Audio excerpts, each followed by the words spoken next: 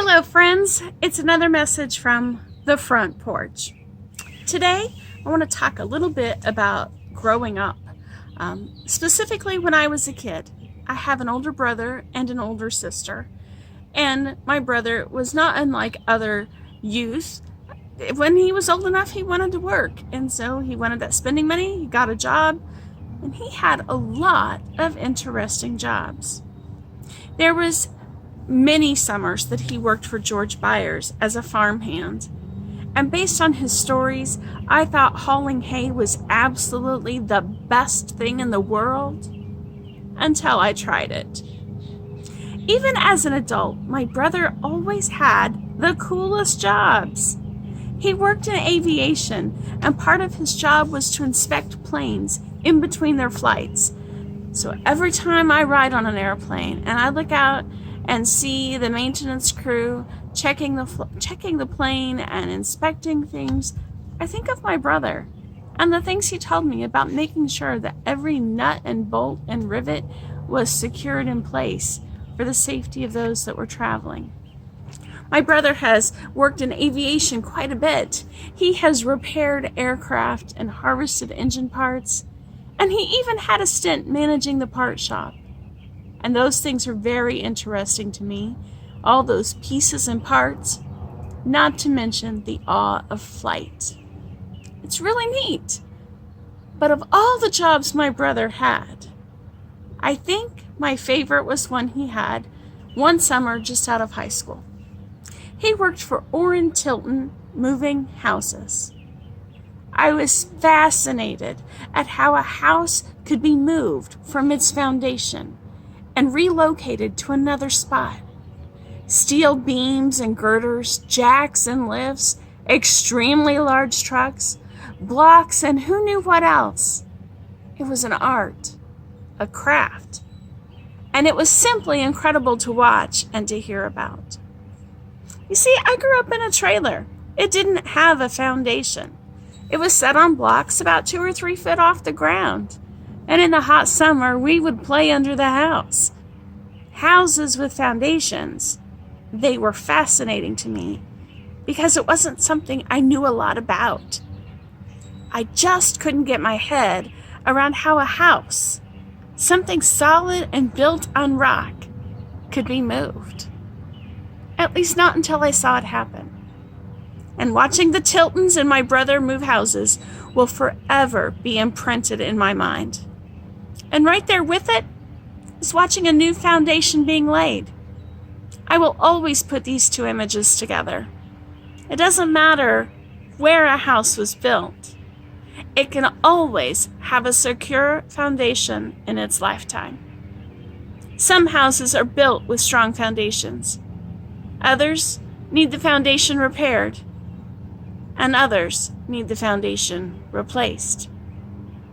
This is part of our journey as disciples of Jesus Christ, figuring out what kind of foundation we have and what kind of foundation we want.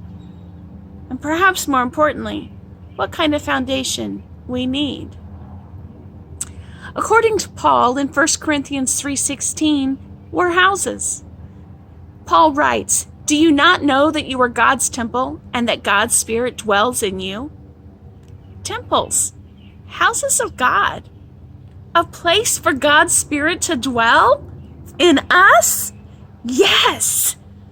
Don't you think that if we are a temple for God's Spirit, that we should also have a strong foundation?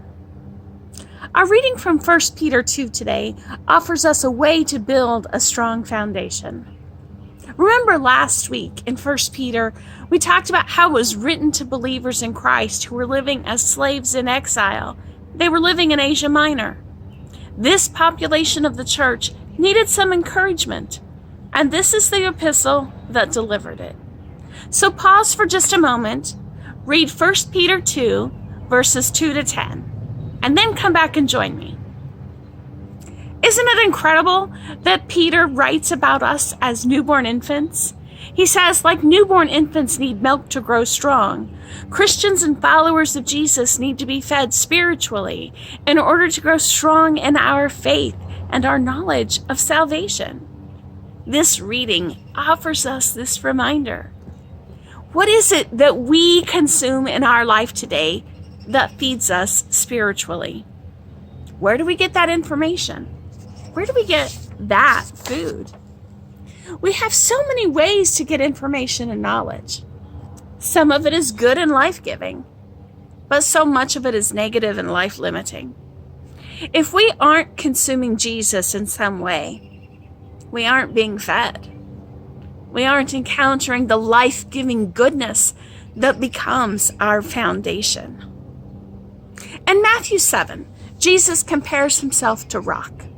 He says in verse 24, "Everyone then who hears these words of mine and acts on them will be like a wise man who built his house on rock." And the rest of the story, well, he gives us a great song that sometimes we have learned in our childhood. The wise man built his house upon the rock. The wise man built his house upon the rock. And the next verse is about the what? The foolish man who built his house upon the sand. One of these foundations stands firm in the storms of life, and the other goes splat.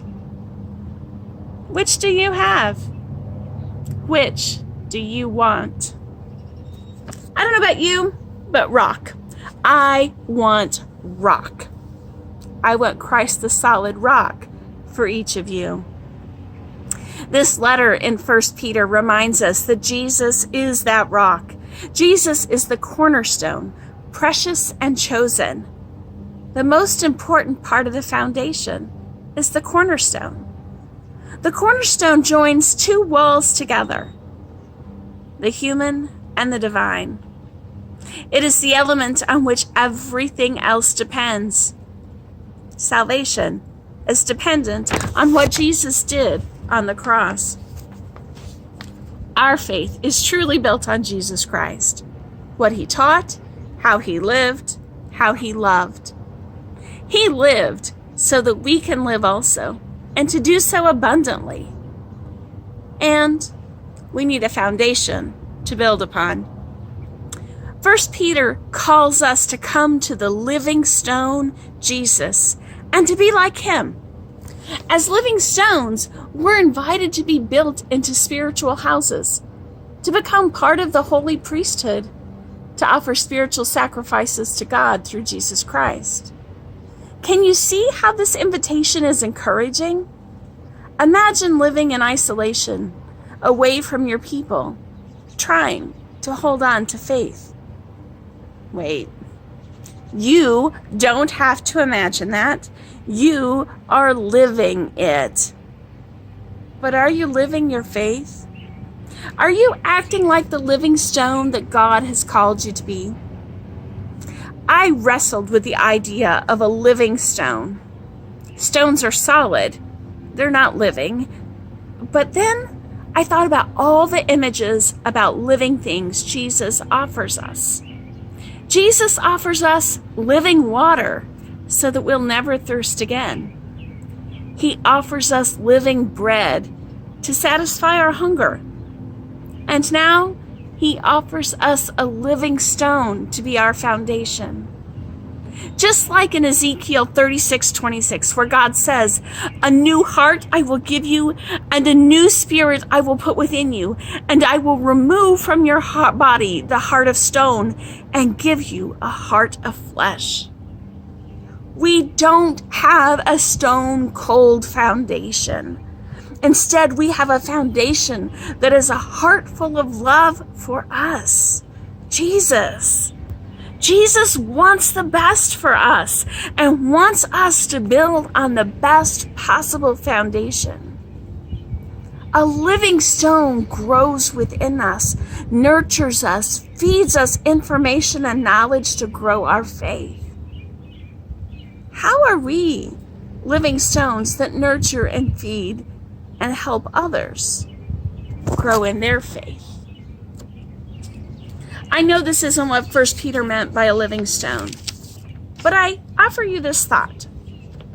You see, I love fruit. I love peaches and cherries and apricots and plums. And all of those fruit have something in common. They have a pit. or a seed, or a stone nestled deep inside the fruit. And that fruit stone is a living stone. It carries within it all that is needed for new fruit trees to develop and to grow.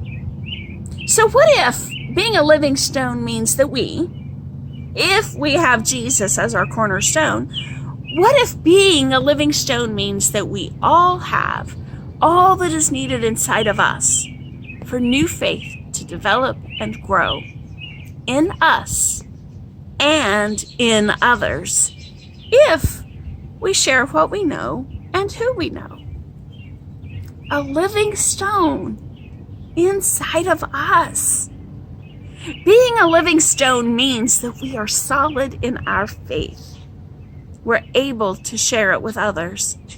When we reach that place in our spiritual growth, we become spiritual houses for God. We become active participants in God's priesthood, and we offer ourselves to God every day. It is never too late to let Jesus be your foundation. It's like moving houses with the Tiltons. If your foundation is weak or non-existent, or if you simply need to move your foundation from where your house was built to Jesus Christ, you can do it. Jesus can come alongside you wherever you are in your faith journey and help you transfer your house to his foundation. You can be like the wise man with a house built on rock. Peter was writing to individuals who came to know Jesus. They needed a new foundation. They needed living stone. The more they knew Jesus, the stronger their foundation became. They were encouraged to rely on Jesus as their cornerstone. They were being reminded that as disciples of Jesus Christ, they were called to serve, to lead, to grow, and to make wise decisions. And that call has been handed down through the generations to you and I. Our days of staying at home are drawing to an end. We're gradually opening up businesses and churches and resuming activities. I pray that during this time, when other obligations were not too intense, that you made space to work on your relationship with Jesus. If you haven't, it's never too late to start. This week, ask yourself this question. What is your foundation? What keeps you grounded and standing tall? What helps you weather the storms of life? For me, the answer is Jesus. I get through each day because of his love, his heart of flesh, his living stone.